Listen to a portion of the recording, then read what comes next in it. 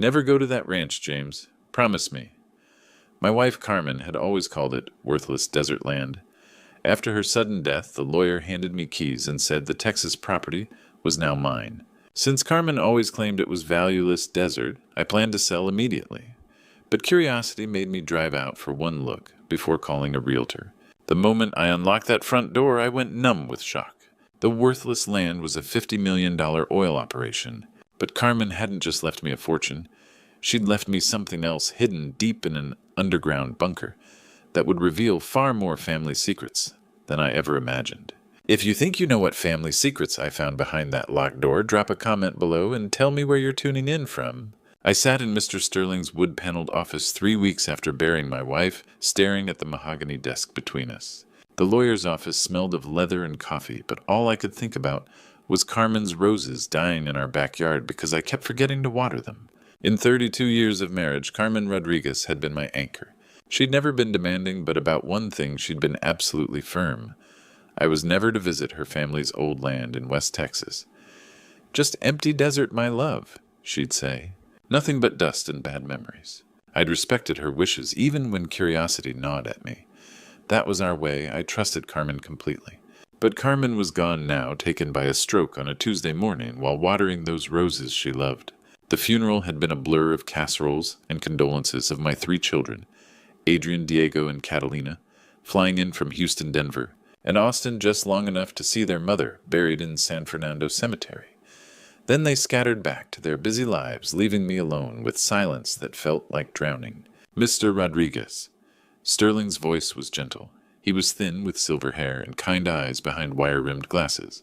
"I know this is difficult, but there are final matters regarding your wife's estate." Everything felt difficult these days. Getting out of bed, making coffee for one breathing without Carmen, all harder than my 2 tours in Afghanistan. Sterling slid a small wooden box across his desk. Inside lay an antique brass key attached to a longhorn keychain and a sealed envelope with my name in Carmen's precise handwriting. The same script she'd used for grocery lists and birthday cards for 3 decades. "What is this?" I asked, my voice rough. "Your wife purchased property in West Texas 3 years ago," Sterling said carefully. "According to her instructions, you were only to be informed after her passing. The deed has been transferred to your name, along with all mineral rights." The room tilted. Property Carmen never mentioned buying anything. Sterling consulted his notes. 2,500 acres in Reeves County near Pecos. It's called the Esperanza Ranch. He paused. "Mr. Rodriguez, based on recent geological surveys and current oil market conditions, we estimate the total value at approximately $50 million. The words hit like a physical blow. $50 million. Carmen, who'd clipped coupons religiously and bought generic cereal, who'd insisted we didn't need a new truck when mine hit 200,000 miles, had been sitting on a fortune without saying a word. My hands trembled as I lifted the brass key. The longhorn keychain caught the afternoon light, and I could hear Carmen's voice. "Promise me, James, never go to that ranch." But Carmen was gone, and her secrets were calling from across the Texas desert. For 32 years I'd honored her wishes about that land. For 32 years I'd trusted her judgment without question. Now holding the key to a $50 million mystery, I realized I'd never really known my wife at all. The woman who'd shared my bed, raised my children, and held my hand through every crisis had been keeping secrets that could change everything. I thought about our modest house on the south side, about the overtime shifts I'd worked to pay for the kids' college, about all the times Carmen had worried over bills while sitting on a fortune. Why had she hidden this from me? What else didn't I know? That night, I made a decision that would change everything. Tomorrow I would drive to West Texas and see what Carmen had been hiding from me for 32 years. The desert highway stretched endlessly before me, 4 hours of empty road giving me too much time to think.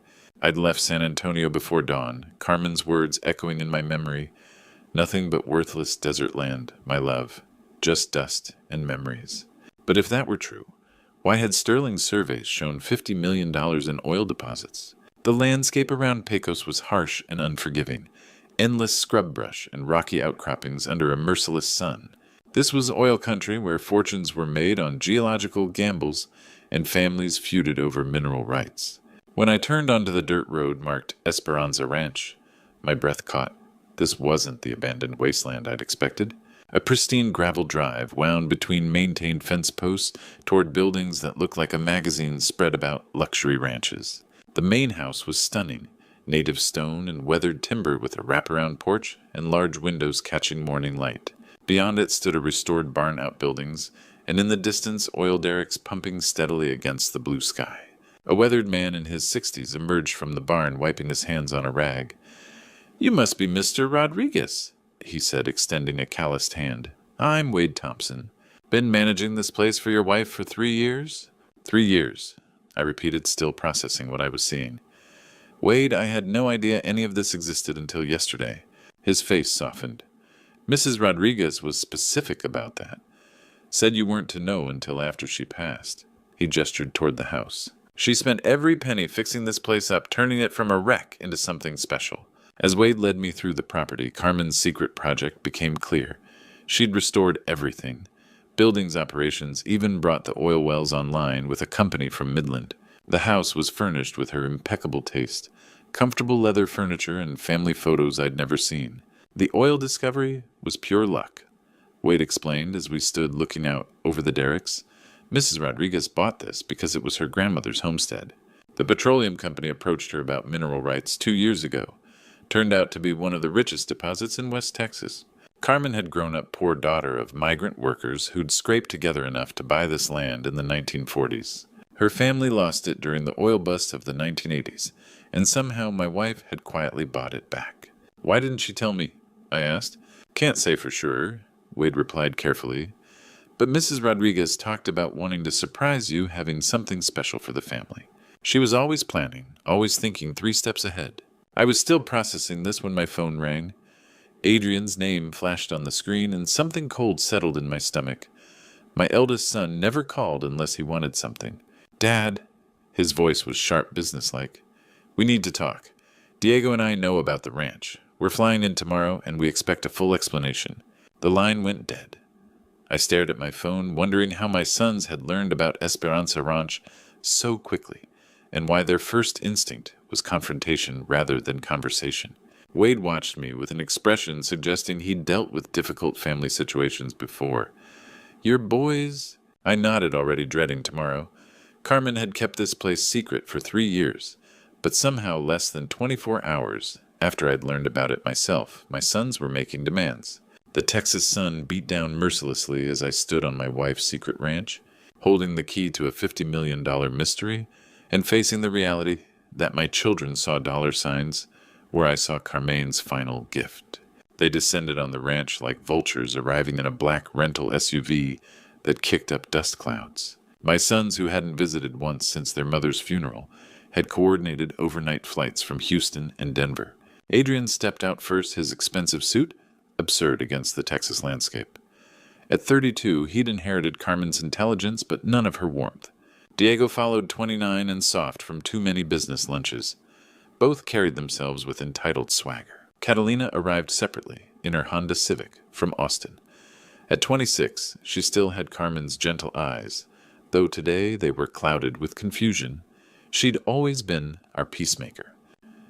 "Dad." Adrian's greeting was curt. He'd brought his own lawyer, a thin man who looked uncomfortable. "We need to discuss this situation." "What situation?" I asked. "Don't play dumb," Diego interjected.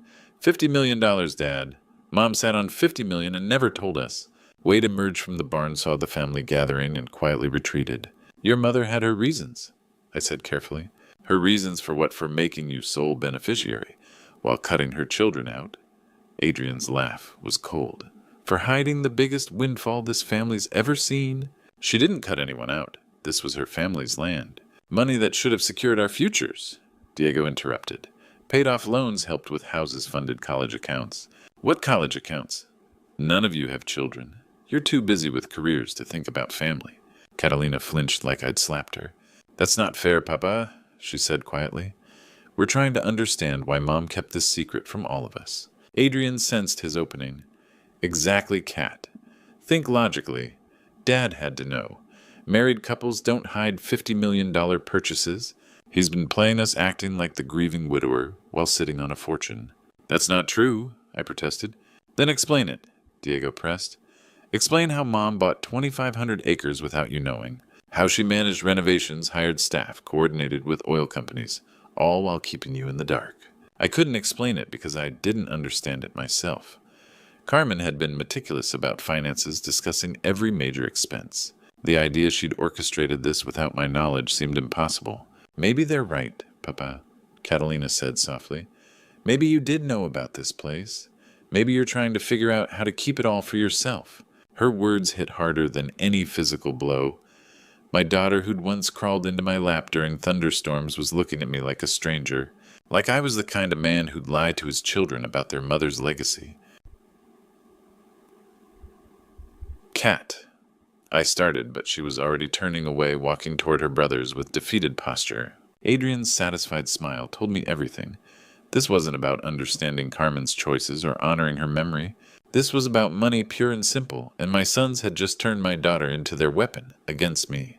The desert wind howled across the ranch as I watched my family splinter into pieces, each of us standing on different sides of a chasm that $50 million had carved between us. Wade found me sitting in Carmen's office at midnight, staring at her desk as if it might reveal the secrets my wife had taken to her grave. The house felt impossibly quiet. After the day's confrontation, every sound amplified by my children's accusations. Can't sleep either, Wade asked, settling into the leather chair across from me. Mrs. Rodriguez used to sit right there when she was working late, always planning something. Planning what and why keep me in the dark. Wade studied me, then walked to the bookshelf behind Carmen's desk. His fingers traced along leather spines until he found a slim volume of Emily Dickinson poems Carmen had treasured since college. She told me if you ever seemed lost, really lost, I should show you this. He pulled the book forward, and I heard a soft click. A section of bookshelf swung inward, revealing a narrow staircase leading into darkness. Jesus Christ, I breathed. Mrs. Rodriguez had this built during renovations. Wade explained, flicking on lights that illuminated a spacious room below. Said every ranch house needed a storm cellar, but this was something else. The hidden room looked like something from a spy movie.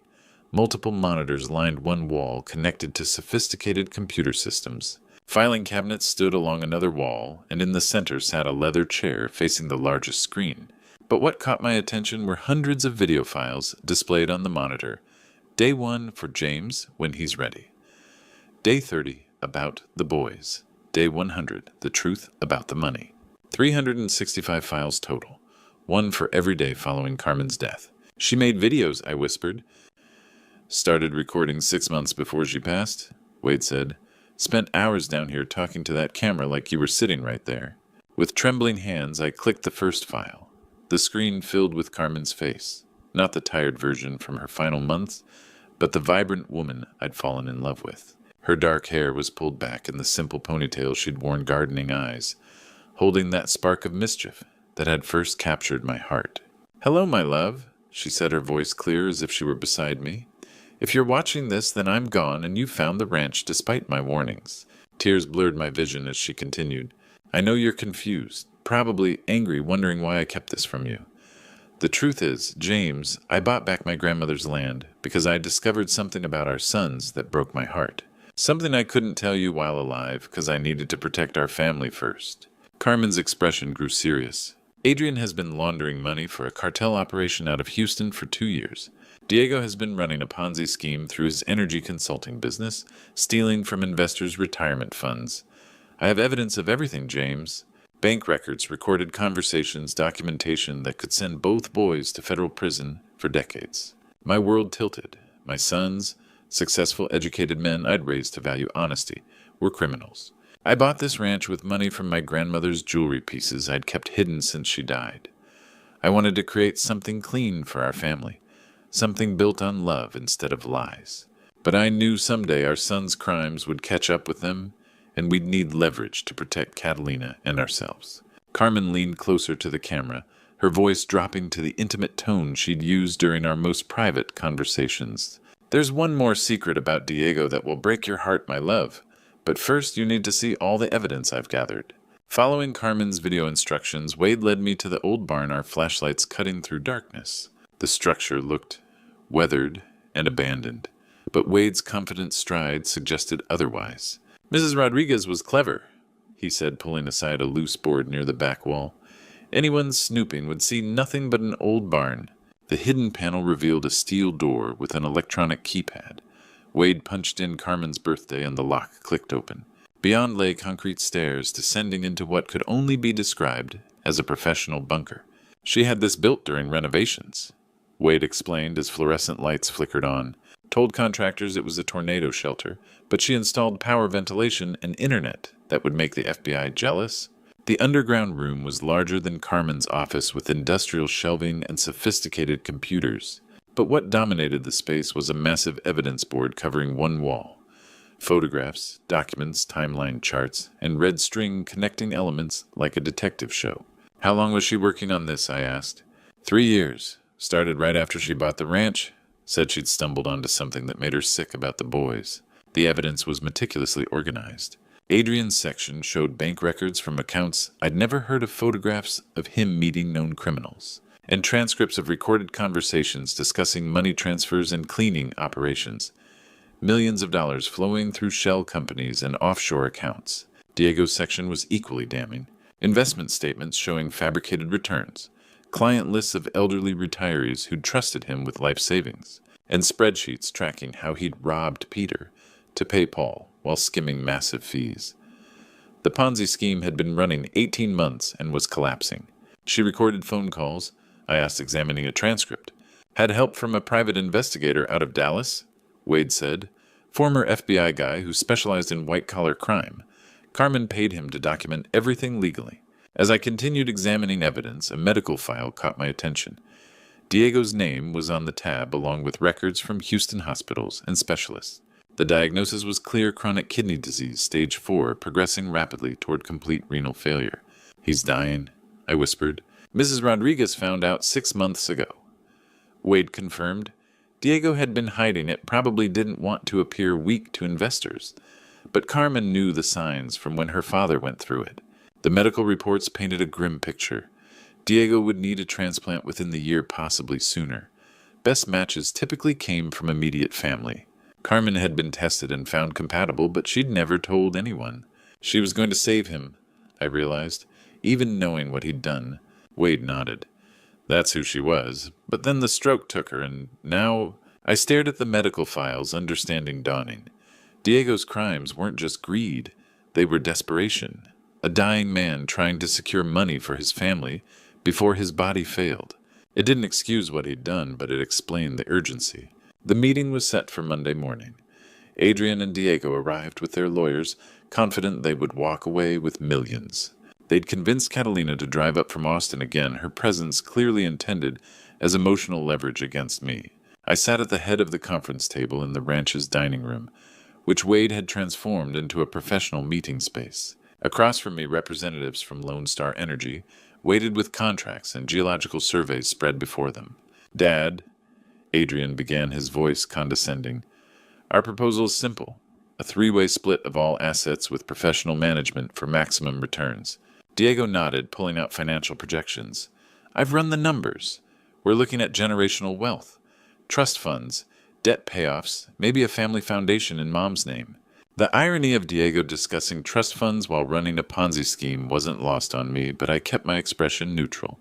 That sounds reasonable, I said calmly. But before we decide, I think our partners should know exactly who they'd be working with. I slid a thick manila folder to Tom Brennan, Lone Star's regional director.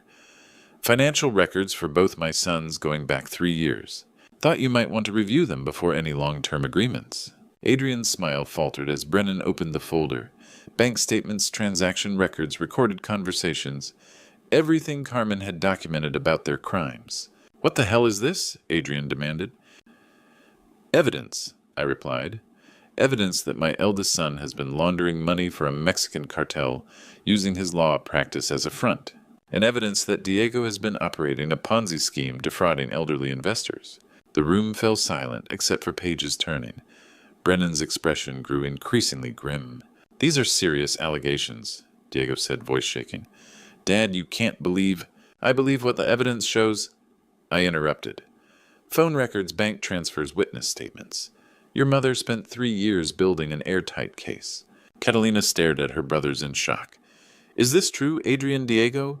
Their silence was more damning than any confession. Brennan closed the folder and stood.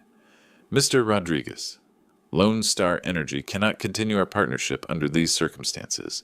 We're terminating all contracts pending legal review. He gathered his materials and headed for the door. Wait, Diego called. You can't just... We don't do business with criminals, Brennan replied without turning. As the oil executives departed, Adrian turned on me with fury. You son of a bitch. You've destroyed us. Do you know what you've done? I've protected this family's reputation, I said. Something you should have considered before becoming criminals. Catalina was crying, the weight of her brother's betrayal sinking in. How could you lie to all of us? But Diego wasn't listening. His face had gone ashen, and he was clutching his side, breathing in short, painful gasps. Diego, I said, anger immediately replaced by concern. He tried to stand, took one step, and collapsed. As the oil executives walked away and Adrian screamed about lawsuits, Diego clutched his side and fell to the floor. Call 911, I shouted, my anger instantly replaced by fear. The ambulance ride to San Antonio felt like the longest hour of my life, watching Diego's face grow paler with each passing mile. The paramedics worked efficiently monitoring his vitals while radioing ahead to University Hospital, but I could see the concern in their eyes as his blood pressure continued dropping. Adrian rode in his own car behind us, his earlier fury replaced by the kind of fear that only comes when you realize money means nothing if you lose the people you love. Catalina had insisted on riding with me in the ambulance, holding Diego's hand and whispering prayers in Spanish, something she hadn't done since childhood. His kidneys are shutting down, one of the paramedics explained as we pulled into the hospital's emergency bay. We need to get him into dialysis immediately. The next few hours blurred together in a haze of medical terminology and waiting room coffee. Dr. Sarah Brennan, the hospital's chief nephrologist, emerged from Diego's room with the kind of expression that meant serious conversations were ahead. Mr. Rodriguez, she said, pulling me aside, your son is in end-stage renal failure. Without immediate intervention, we're looking at weeks, not months. What kind of intervention? I asked, though I already suspected the answer. Kidney transplant. Diego's been managing this condition for months, probably longer, but the stress of today's events pushed his system over the edge. We need to find a compatible donor as soon as possible. Adrian appeared at my shoulder, having caught the tail end of the conversation. What are his chances? With a good match from a family member, excellent. The surgery is routine, and recovery time is typically 6 to 8 weeks for both donor and recipient. Dr. Brennan explained the testing process as nurses drew blood from Adrian, Catalina, and me. The compatibility screening would take several hours, but family members had the best odds of being suitable donors. I should have seen this coming. I said more to myself than anyone else. Carmen knew. She'd been tested and found compatible, but she never told him. Mom knew Diego was sick, Catalina asked, her voice small. She knew everything, I replied. About the kidney disease, about the crimes, about the desperation that drove both your brothers to make terrible choices. For the first time since the confrontation at the ranch, Adrian looked genuinely ashamed. Dad, I never meant for things to go this far. The money, the schemes, it started small, just a way to help Diego pay for treatments he couldn't afford.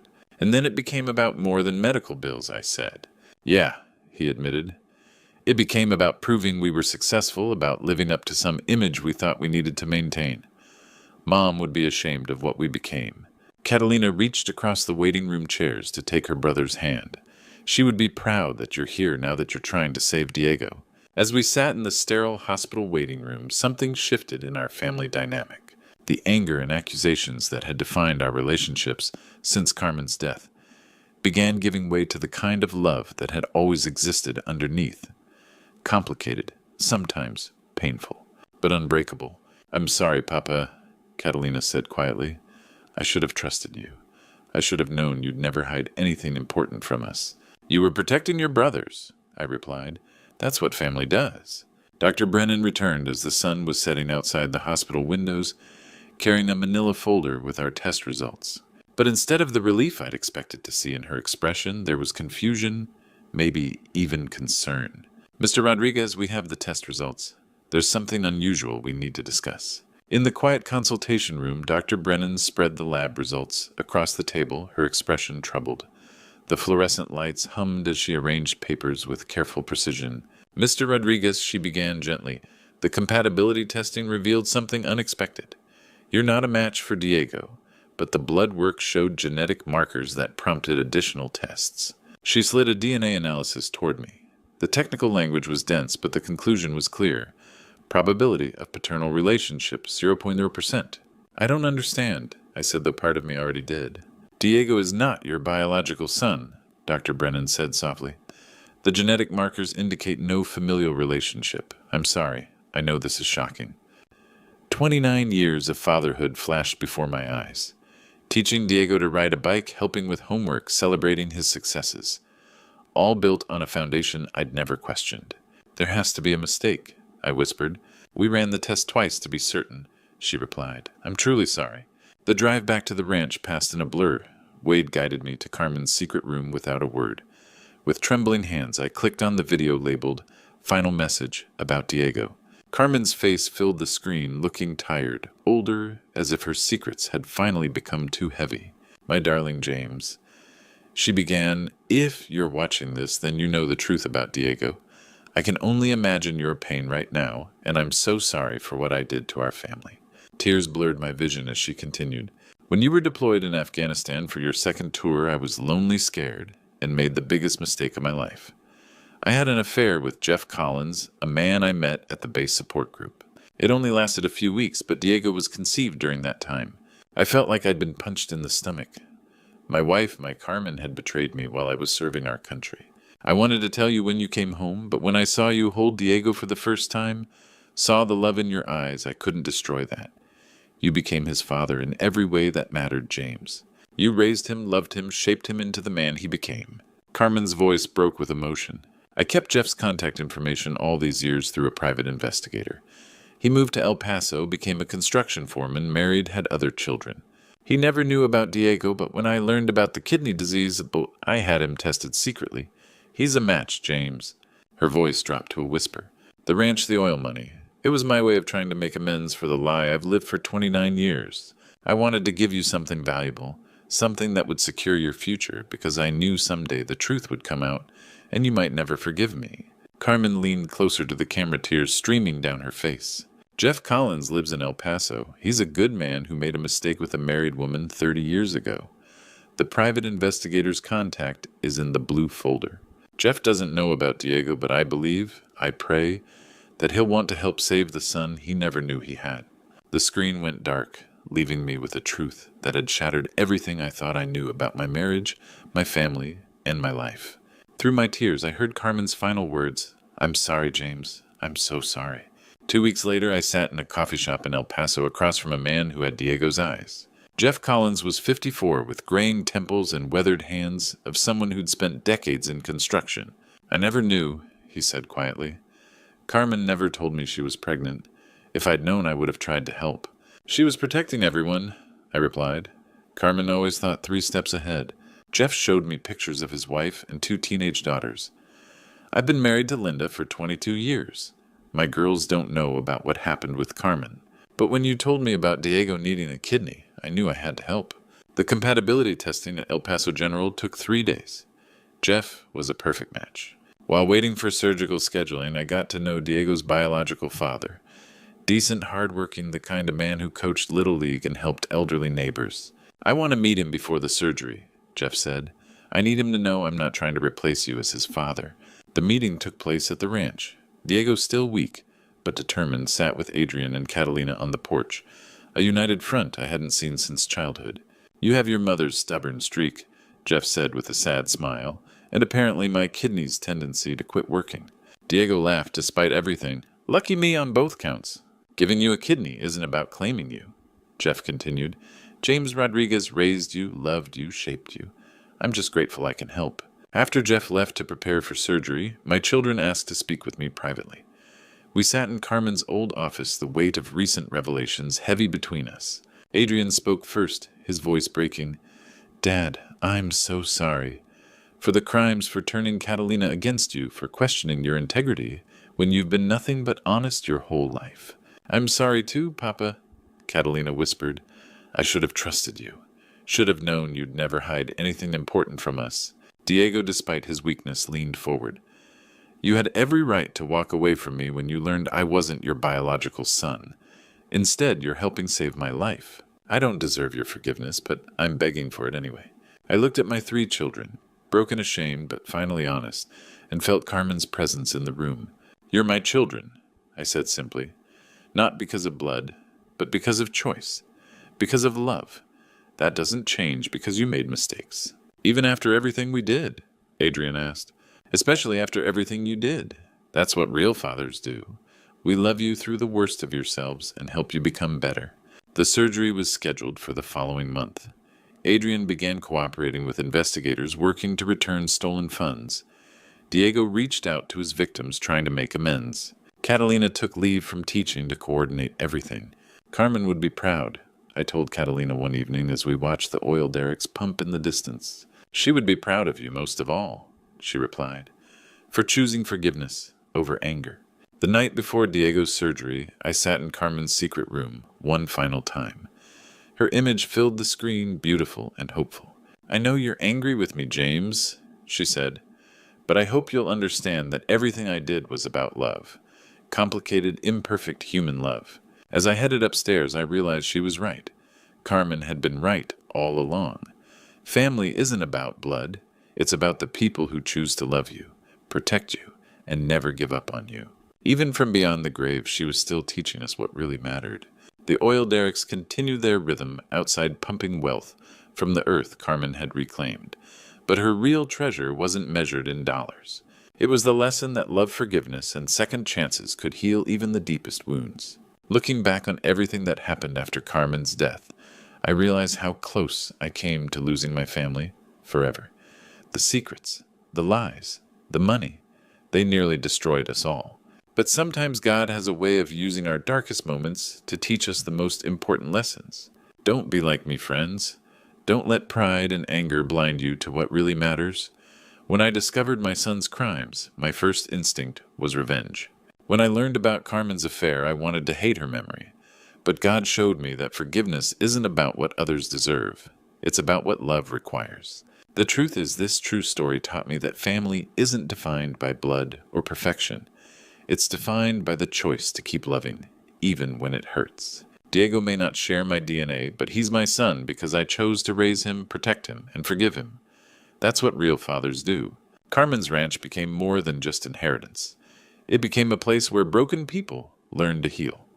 These grandpa stories I'm sharing aren't just about oil money or family drama. They're about second chances, about how God can work through our mistakes to create something beautiful. The oil wells still pump on that Texas land, but the real treasure was learning that love conquers blood, forgiveness heals wounds, and true family is built on choice, not genetics. If this true story touched your heart, please share it with someone who needs to hear about forgiveness.